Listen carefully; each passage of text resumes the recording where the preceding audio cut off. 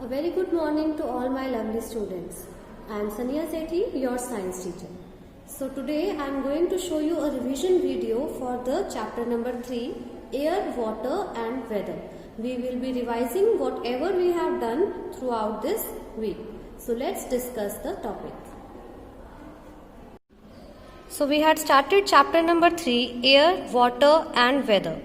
So this week we had discussed only about air. So air, as we all know, we cannot see air, but we can feel it around us when it moves. And air contains many things. So let us discuss, what does air contain? Air contains smoke. Smoke that is emitted through vehicles like buses, cars, etc. Air also contains dust particles. Air contains germs, and it also contains water vapor.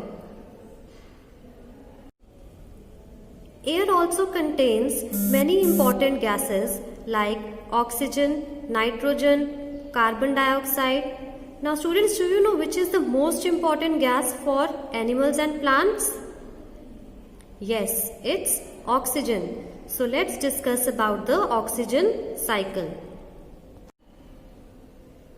So as you know, human beings breathe out carbon dioxide, which is taken in by the plants for the process of photosynthesis. What is photosynthesis? It is the process through which plants make their own food, and after that they release oxygen gas, which is in turn taken in by the human beings and the animals for respiration. Respiration means our breathing process. So we give out carbon dioxide, plants use it for photosynthesis, and in turn they give out oxygen that is again taken in by us. So this is a kind of cycle that goes on round and round. That is why it is called the oxygen cycle. So let us now discuss about the properties of air. First is, air is present all around us. We may not be able to see air, but do you know air is present all around us? If you see an empty bottle, you will think there is nothing inside it. But in an empty bottle also, there is air present inside it. You will do this experiment at home. Like I told you during the class, you will take a bucket full of water and put the bottle inside the bucket. What will you see? You will see bubbles rising up from the water. That are the bubbles of air that was present inside the bottle. The second property is that air is needed for burning. So for this property, let me show you an experiment. Students, here you can see a candle is burning properly, because there is air present around it. It is burning. Everybody can see? Okay. Now what we will do, we will cover this candle with a glass.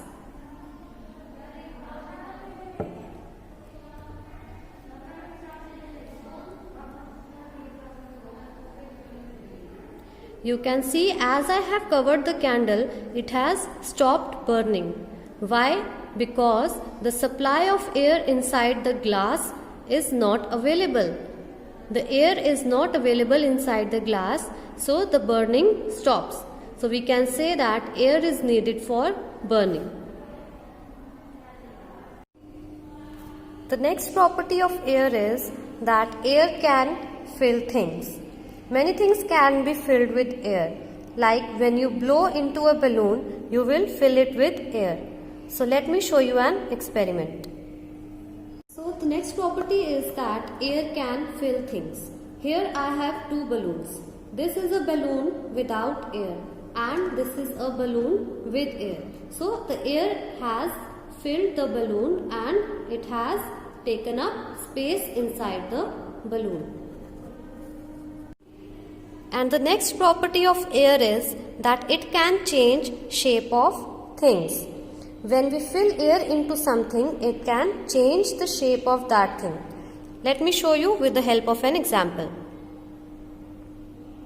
Here I have two balloons and you can see the difference in the shape of both the balloons. This is a balloon without air. Look, are they same? No, they are different because this balloon is without air and this balloon has air inside it, so its shape has changed when we fill it with air.